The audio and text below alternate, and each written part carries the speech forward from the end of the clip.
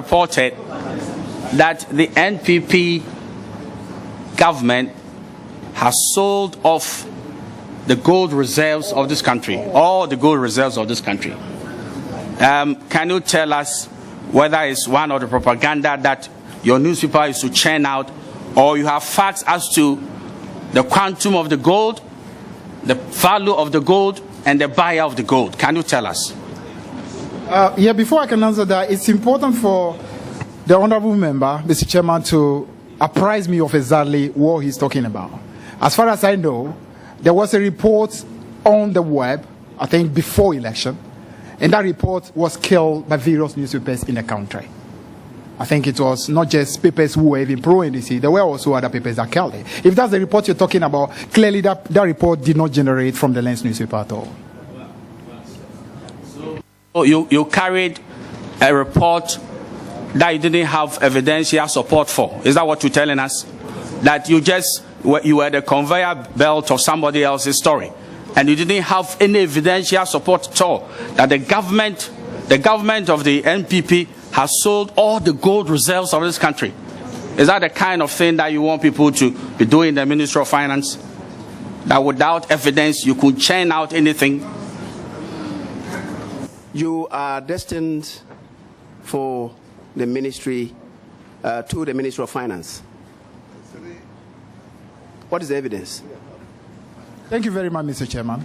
I did answer this question earlier, and what I stated, I still maintain that the crystal clear lens, if you can have a copy of the crystal clear lens at the time this particular story was published, it came in a question mark. It did not come as a categorical statement. The headline came as a question.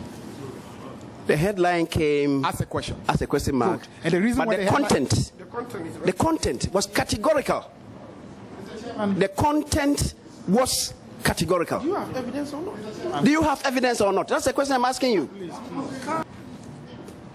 In this circumstance, what is the evidence that you have that the entire gold reserves of the nation has vanished practically into thin air, and the MPP government has completely sold off all of Ghana's gold reserves?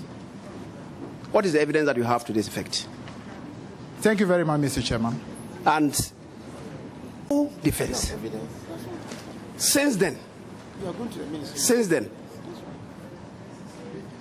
have you had any evidence that indeed the MPP administration has sold the gold reserves? Mr. Chairman, in all fairness, I mean, it was not long after that when it was obvious that the story was not true. And I was one of those people who clearly spoke to it because there was no basis at all to the story.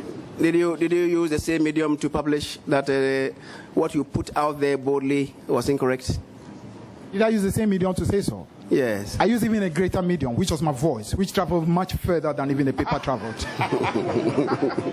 His political trail.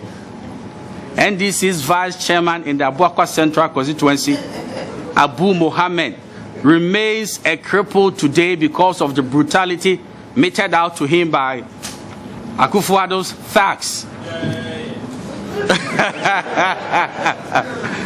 Again, in the year 2004, Akufo-Addo's thugs, on the night of the election, set ablaze NDC's office in Chebi, Abuakwa South, where I'm the MP, and destroyed everything in that office.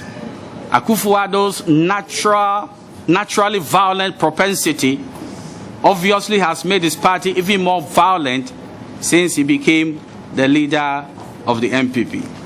Now, Fiifi, I suggest to you, with all due deference to you, I'm not here to embarrass you, that do you know that this statement against Akufo-Addo is one of the lies that you were selling out? Indeed, Abu Mohammed is never a cripple. And as we talk right now, he's the chairman of the TAFU GTRPU. GTRPU.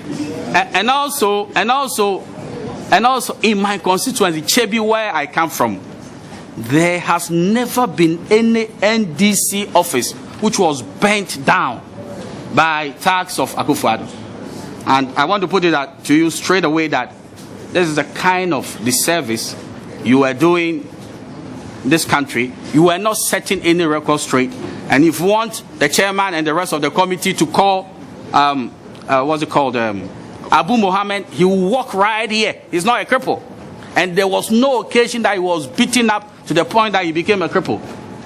Would you want to recant this and apologize, or you want to stand by, these falsehoods? If he stands by, we'll call out. Yes. It was not long after that when it was obvious that the story was not true. And I was one of those people who clearly spoke to it because there was no basis at all to the story. Did you use the same medium to publish that